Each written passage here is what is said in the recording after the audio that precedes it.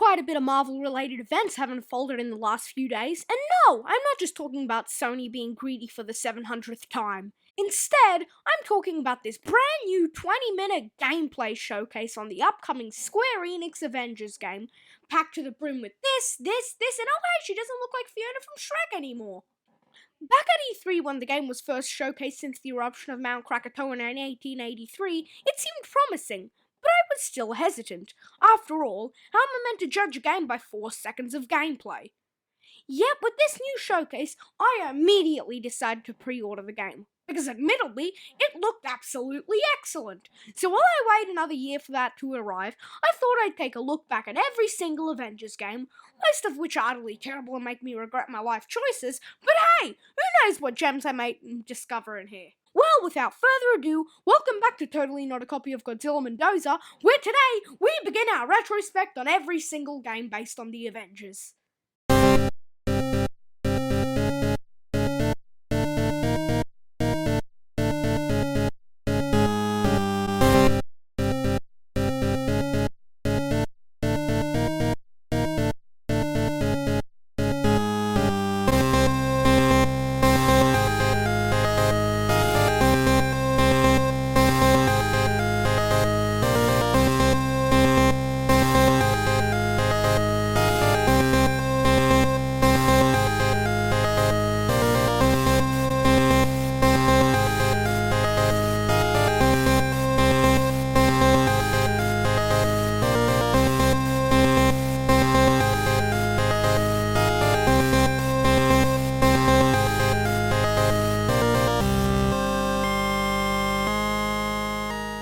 Before we do jump into my desperate cry for help, I would like to set one ground rule, and that ground rule is that no matter what game, so long as it has the core Avengers, will be included in this retrospective. So for example, let's say a game has Wolverine or the X-Men or the Fantastic Four, any characters of the such, so long as it has Captain America, the Hulk, Iron Man, and etc., it will be included because it still has the core team of Avengers. So yes, the Ultimate Alliance trilogy will be counted.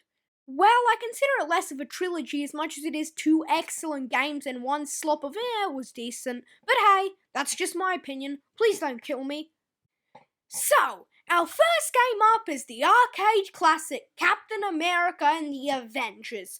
Wait, why is it called Captain America and the Avengers and not just the Avengers? You don't even play as Captain America half the time. He's only one of the God knows how many characters. What was the point in that? Was Captain America just popular at the time? He didn't have a cartoon show on the air unlike the X-Men or Iron Man or any characters like that. He wasn't even big at that point. Why? No, seriously, why? Is it just because he had a movie a year prior and they thought, oh, that movie was excellent, it made us tons of money, let's just capitalize on it? No. It made you less than a breadcrumb. Why did you bother with this? Now, as I just mentioned, this game is often considered an arcade classic, but of course, it's 2019, not 1991, so it's almost impossible to walk down to my local arcade and play Captain America and the Avengers for a quarter. So, what do I have to do? I have to play the console port. Oh no. Oh, sweet Jesus. For those of you that don't know, there were 4 separate ports of this arcade game put onto home consoles. Those being for the NES, the Sega Genesis, the Game Boy, and the Game Girl. No. Well, I suppose I should start with the NES and Genesis versions just to not torture myself yet, as from what I've heard, they're actually half decent. They didn't just try to decompress an arcade classic, instead, they tried to make it more of an original experience, and I really admire that about it. I love when developers do that. So, without further ado, let's check it out and see how good or bad it could be.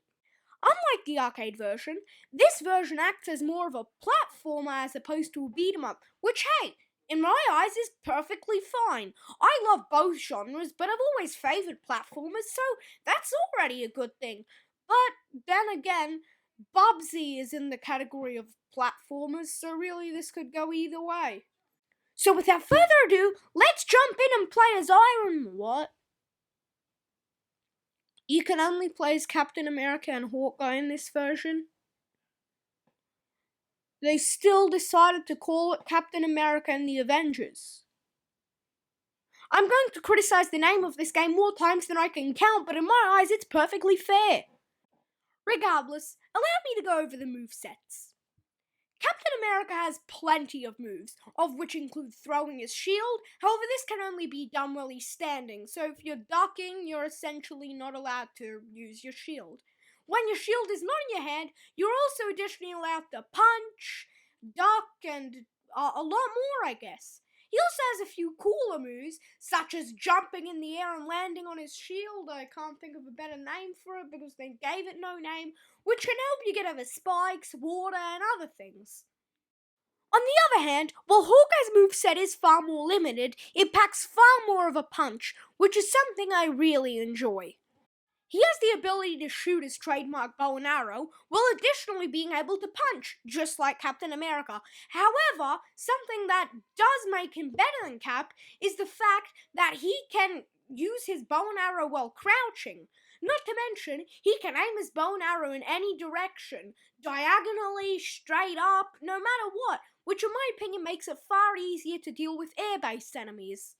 Each of the stages have a hidden crystal, which is what you need to open the door to the exit so you can progress in the game. It's a neat mechanic, but in my opinion, considering it's not really informed at the start of the game that you need to find any of these crystals, you'll have to make yourself to the end, not realizing that the door is closed, and then you'll walk around the whole stage again confused, only to later find out you need a crystal. Captain America and the Avengers, more like Cryptic America and the Avengers, am I right? Traversing through the game, you'll find there isn't a large amount of enemy variation. After all, the only enemies are generic soldiers, air-based enemies, and whatever that thing is. Oh, and there's also Fireman, who in my personal opinion is a far superior villain as opposed to Thanos, and obviously should have been in Infinity War and Endgame. To be completely honest, there's nothing necessarily more I can say about the game. It's fun at first, but it gets really repetitive after a while. Considering the fact that the enemies almost never change, the level design is very basic, and there's nothing that really makes you want to keep coming back, there's no point in traversing that far. So if I'm being completely honest, this game gets a 5 out of 10 for me. Not bad, not good, it's okay. You know what's not okay though? The Game Boy port, which is exactly what we will be taking a look at right now. God save me. I'd just like to add that before I do jump in, whoever made this box art really needs to have seen the game beforehand. This looks like the most epic yet cheesy thing anybody could expect. And this is coming from this. This!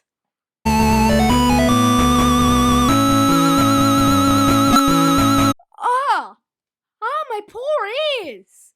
I thought the NES soundtrack was disappointing, but this is just beyond anything. My ears are bleeding. Jesus! I suppose something that this game has over the NES version is the fact that you can actually play as other characters, those being Iron Man and Vision. So, yeah, in that respect, it's better than the NES version. And that is pretty much the only respect that it's better in. I suppose we should read the story so we can get a better understanding of this excuse. Red Skull seeks to conquer the world with a team of supervillains. He has used a mind control machine to bring them under his power.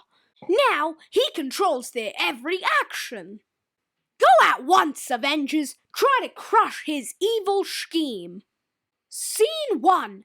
Wait, that's not a part of the story. It sticks to the style of the beat-em-up as opposed to a platformer like the NES version, which I do respect, but you didn't do it well. If you want to aspire to be something, at least try. This is evidential that they couldn't even be bothered. Despite the fact that it follows the style of a beat-em-up, it still is just like the NES version, following no competence in level design or enemy variation. Given the game is in black and white, so it's almost impossible to tell the difference between enemies because the color variation does almost nothing, but still, I'm gonna complain because I feel the need that I have to. Samus? What are you doing here? This game is worse than bad. It's disappointingly and utterly terrible. And that's honestly the only and probably best way to describe it. So, all in all, no, there's almost nothing positive about this game other than the 4-character roster. So you know what, I'm going to be harsh. 1 out of 10. That's all it deserves. I know this was a short portion of the video, but there's nothing much to talk about. All of it is terrible. If you want to see me talk here about how terrible the game is, all you'll hear is, it's terrible, because that's all it is, and it'll never be anything more. Now, as much as I want to talk about the mediocrity of the Game Gear port, does it really look like I want to spend that much on it? Well, I suppose that's all for today's daily show of why. What do we have up next time? Oh, hey, a decent fighting game, a decent game, and Marvel vs. Capcom 2. Well, boy, I can't wait. Then again, the episode after that, we're probably going to have something even more terrible than what we reviewed today, but what do I know?